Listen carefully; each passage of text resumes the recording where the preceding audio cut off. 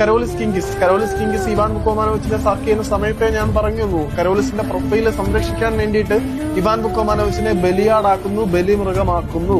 കാരണം Ivan ബുക്കോമാനോവിച്ച് tactics ഇല്ല എന്ന് പറഞ്ഞ് പലരും പറയുന്നുണ്ട്. ഇവാൻ ബുക്കോമാനോവിച്ചിന്റെ സബ്സ്റ്റിറ്റ്യൂഷൻ ശൈലിയിൽ പോരായ്മകൾ ഉണ്ടായിരുന്നു എന്ന് ഞാനും സമ്മതിച്ചിട്ടുണ്ട്. എങ്കിൽ പോലും ഇവാൻ ബുക്കോമാനോവിച്ച് ആദ്യ സീസണിൽ അത്രയും പറയുന്നില്ല, മറ്റ് 2 സീസണുകളിലും സഫീഷ്യന്റ് ആയിട്ടുള്ള ഒരു സ്ക്വാഡ് ഇല്ലാത്തയാണ് ടീമിനെയും കൊണ്ട് പ്ലേ ഓഫിലേക്ക് എത്തിയത്.